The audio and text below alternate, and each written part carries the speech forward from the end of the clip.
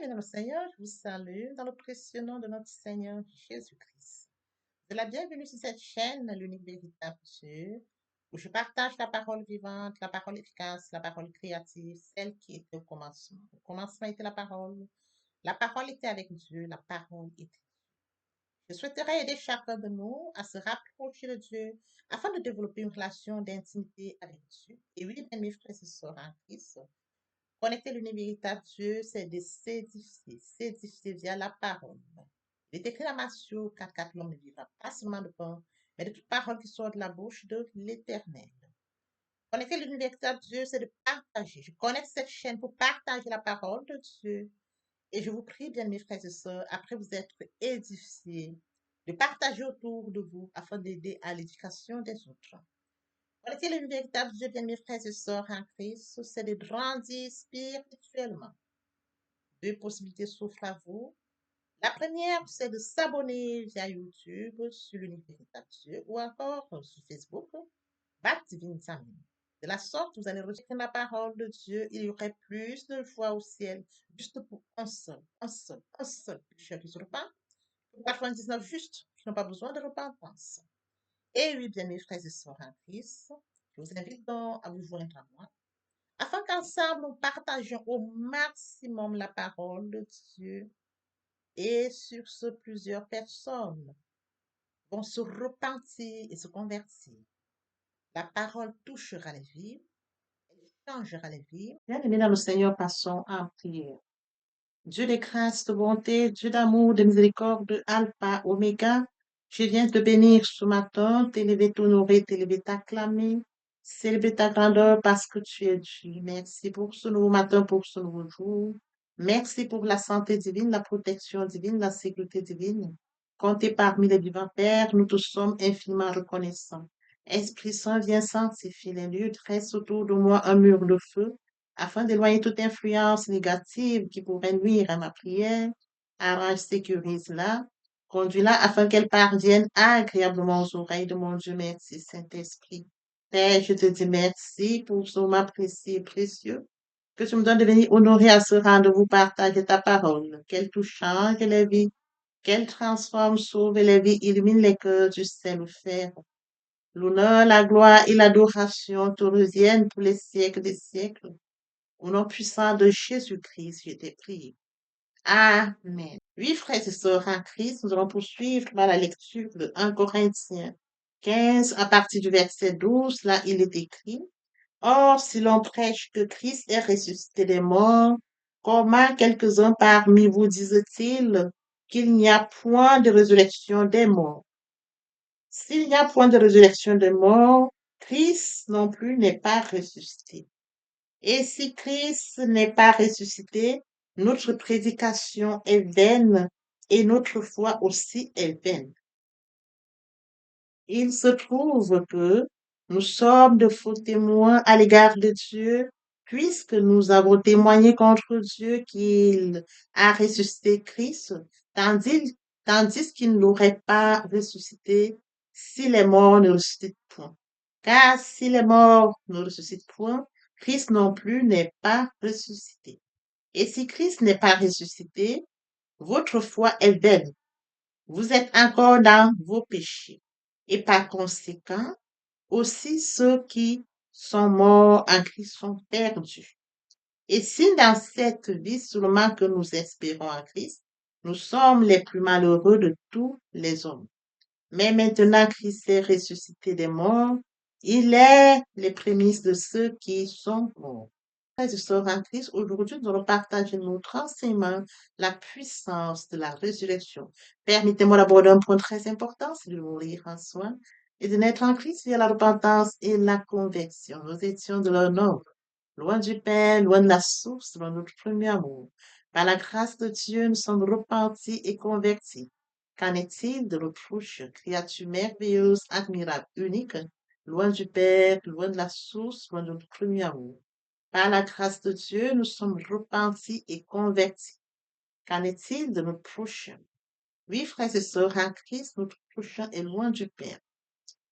Il est écrit dans la parole de Dieu, mon peuple périt faute de connaissance. Conscient de ce fait, je vous prie de vous joindre à moi afin qu'ensemble, Nous partageons la parole. La parole les atteindra. Ils reviendront à leur premier amour.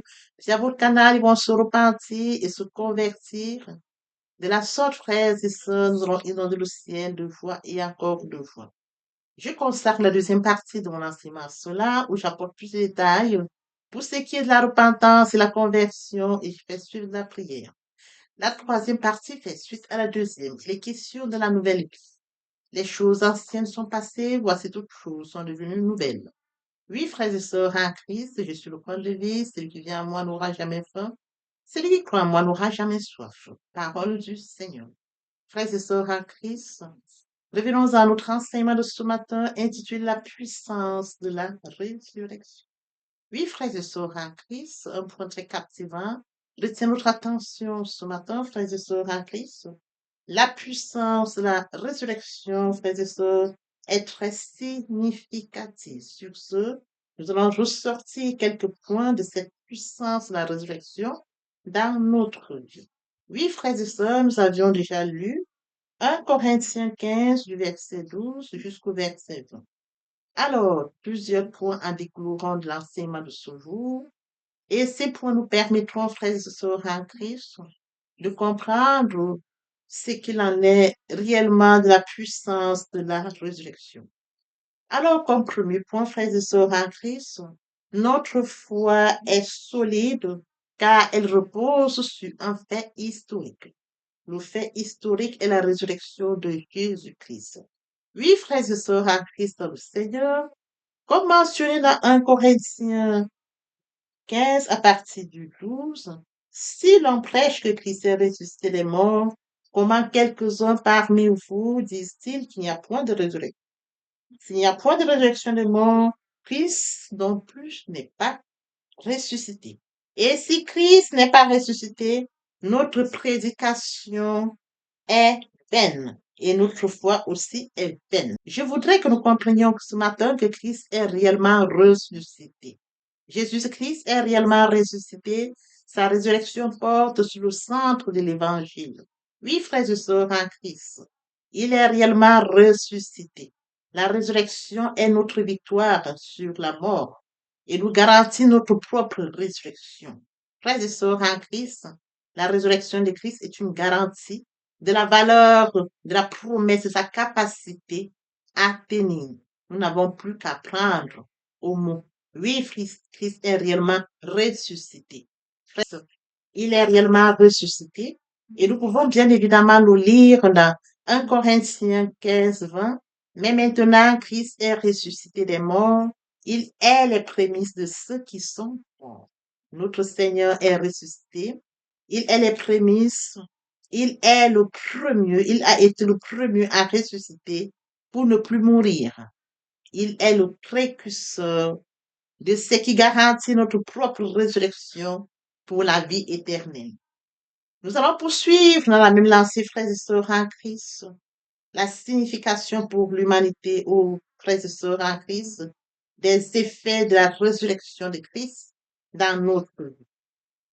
Le deuxième point, sa résurrection éveille notre foi. Comment est-ce que nous pouvons comprendre que la résurrection de Christ éveille notre foi? Nous partons d'un fait historique. Oui, frères et sœurs, comme nous l'avons lu dans 1 Corinthiens 15, la résurrection est bien plus qu'une simple garantie qui confirme notre foi. Si nous avons reçu des yeux pour voir et un cœur pour comprendre, le fait de la résurrection suscite et nourrit notre foi. À partir du moment où nous avons conscience que Christ est réellement ressuscité, nous l'acceptons comme Seigneur et Sauveur par la foi, nous actons notre foi. Frères et sœurs en Christ dans le Seigneur, comme mentionné pour ce deuxième point, sa résurrection éveille notre foi. Il est très important de noter ceci. Jean et Pierre, face au tombeau vide, à partir de ce moment-là, ils se sont souvenus de ce que l'Écriture et Christ avaient annoncé. Le Messie mourrait, mais il ressusciterait. La résurrection de Christ est le fondement de notre foi chrétienne. Alors, frères et sœurs en Christ, quelques points peuvent en découler de cela. Comme premier point, Jésus-Christ a tenu la promesse qu'il avait faite de ressusciter, dont nous sommes restaurés, dont nous sommes rassurés qu'il tiendra toutes ses promesses. Deuxièmement, sa résurrection physique montre que le souverain du royaume de Dieu est vivant et que ce n'était pas un prétendu imposteur, que ce n'était pas un prétendu prophète ni un imposteur. Troisièmement, la résurrection de Christ garantit notre résurrection. La mort n'est pas la fin, il y aura après une vie. La puissance, quatrièmement, la puissance divine qui a ramené Jésus-Christ à la vie intervient maintenant pour donner la vie à notre être spirituellement mort. Cinquièmement, la résurrection est le fondement du témoignage de l'Église face au monde. Oui, frères et sœurs en Christ, nous allons toujours poursuivre notre enseignement dans la même lancée. C'est de comprendre la signification pour l'humanité de la puissance de la résurrection. Oui, frères et sœurs en Christ, la résurrection, les effets de la résurrection de Christ dans notre vie. Comme troisième point, frères et sœurs en Christ, comme troisième point, sa résurrection nous remplit de joie. Il est réellement ressuscité. Nous sommes en joie. Il est mentionné dans Jean 20, 19, 20. Le soir de ce jour, qui était le jour de la semaine, la porte, les portes du lieu où se trouvaient les disciples étaient fermées à cause de la crainte qu'ils avaient des Juifs. Jésus vint, se présentant au milieu d'eux et leur dit, la paix soit avec vous. Quand il eut dit cela, il leur montra ses mains et son côté. Les disciples furent dans la joie en voyant le Seigneur. Après lecture de ceci, l'Écriture comprend qu'après la mort de Christ, les disciples avaient peur, ils étaient enfermés, ils avaient peur des Juifs. Il a fallu que le Seigneur Jésus vienne leur montrer, leur apparaître, pour qu'ils comprennent qu'il est réellement ressuscité. Oui, frères et sœurs en Christ, une voix immense, une voix grande. Oui, frères et sœurs en Christ, il leur a dit que la paix soit avec vous. Oui, frères et sœurs, ils ont reconnu parce que justement, le Seigneur Jésus leur montra ses mains et son côté, et tous les disciples furent en joie. Quelle joie immense de revoir le Seigneur Jésus-Christ ressuscité. Nous poursuivons avec le quatrième point, qui est celui de croire que Christ est ressuscité sans l'avoir vu. Nous croyons, nous sommes heureux parce que nous croyons au ressuscité sans l'avoir vu. Comme mentionné dans Jean 20, 29, parce que tu m'as vu, tu as vu. Heureux ceux qui n'ont pas vu et qui ont cru. Alors, frères et sœurs, le Seigneur affirme que nous sommes bénis si nous pouvons croire sans voir. Alors, le cinquième point qui vient compléter sa suite, en contemplant le ressuscité, nous ne pouvons que l'adorer. Comme mentionné dans Matthieu 28, 16, 17, les 11 disciples allèrent en Galilée sur la montagne que Jésus leur avait désignée. Quand ils le virent, ils se prosternèrent devant lui, mais quelques-uns eurent des doutes. Comme sixième point, frères et sœurs en Christ, qui découle toujours de la signification pour l'humanité des effets de la résurrection de Christ sur notre vie, grâce à la résurrection de Jésus-Christ, sa crucifixion prend tout un autre sens.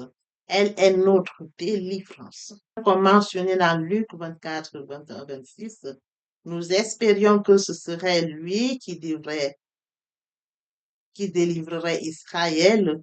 Mais avec tout cela, voici le troisième jour que ces choses se sont passées.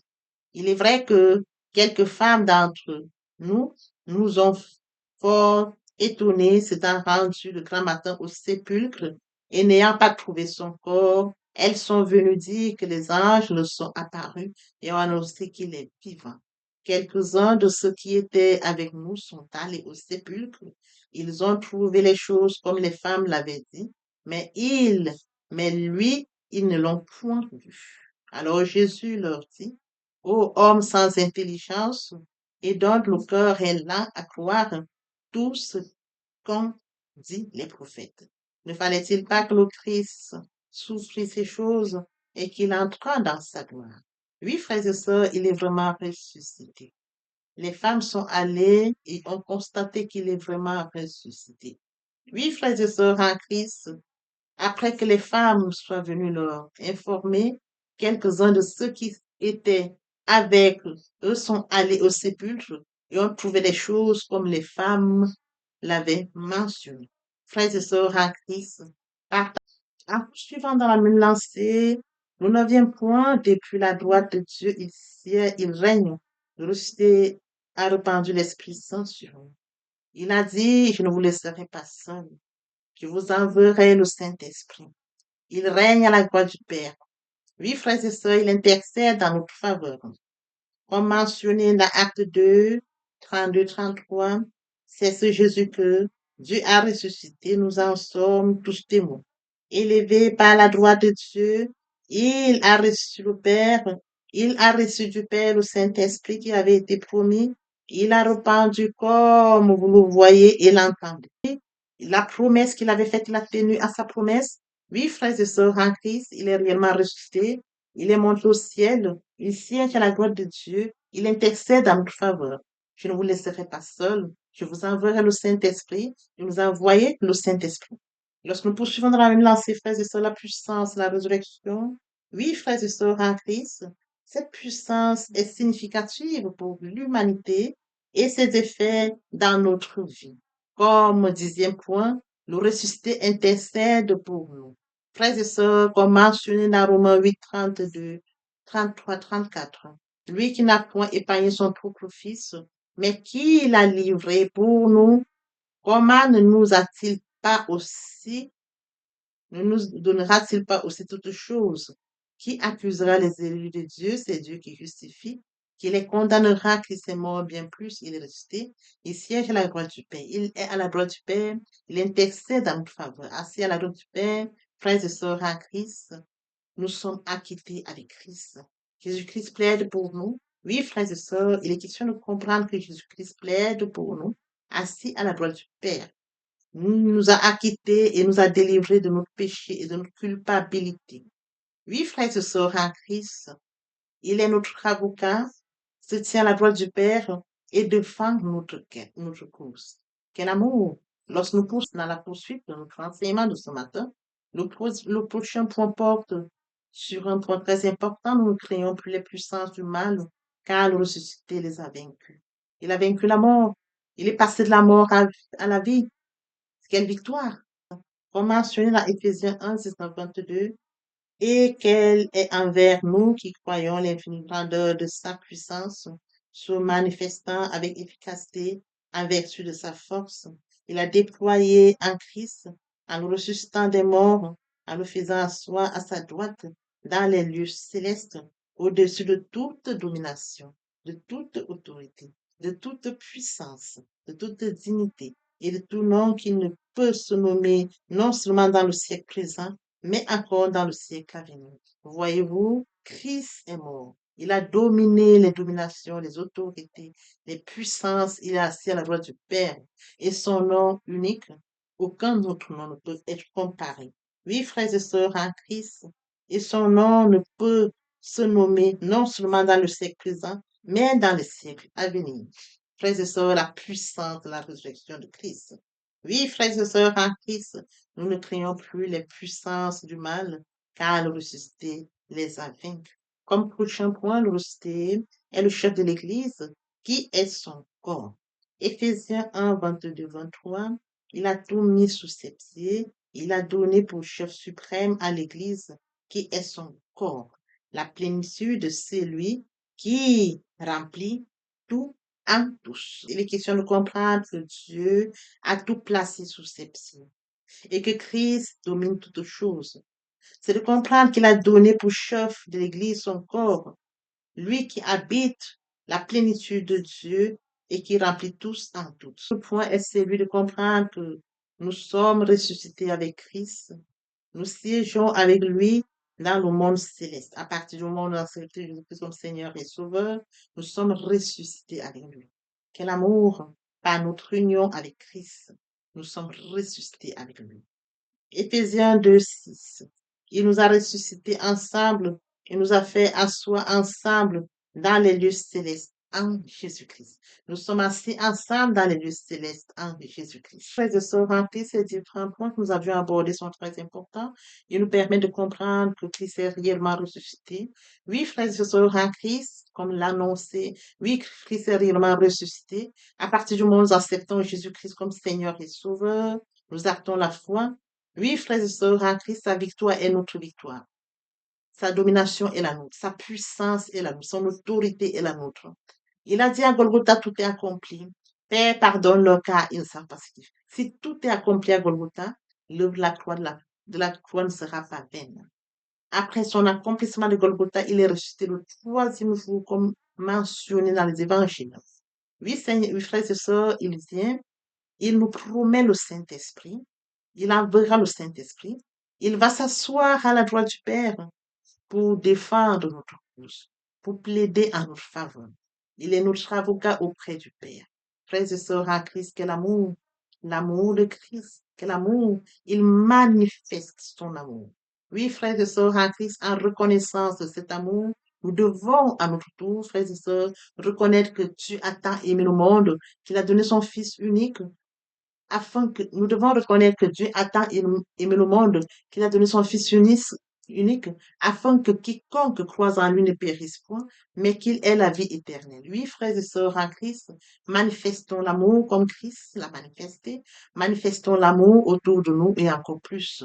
Oui, le premier commandement dit, tu aimeras l'Éternel, ton Dieu, de tout ton cœur, de toute ton âme, de toute ta pensée. C'est le premier et le plus grand commandement. Et voici le second qui lui est semblable. Tu aimeras ton prochain comme toi-même. Frères et sœurs en Christ, Christ a manifesté l'amour. Le Père a donné son Fils pour que nous puissions recevoir la vie éternelle. De notre côté, frère, nous devons aussi manifester l'amour de Dieu.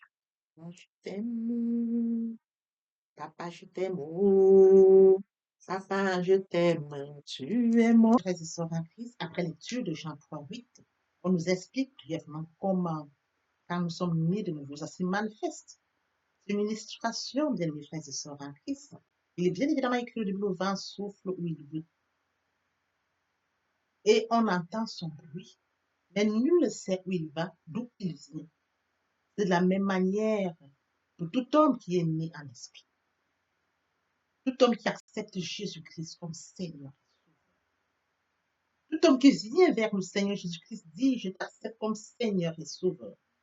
Il se laisse guider par le Seigneur Jésus-Christ. Lorsque vous l'acceptez, bien mes frères et sœurs en Christ, votre vie n'est plus sous votre contrôle. C'est lui qui vous guide.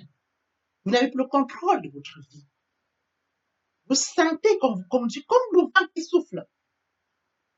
C'est écrit le vent souffle où il veut. Tu entends le bruit. Quand le Saint-Esprit est en vous, vous sentez, vous le ressentez que l'Esprit Saint est là.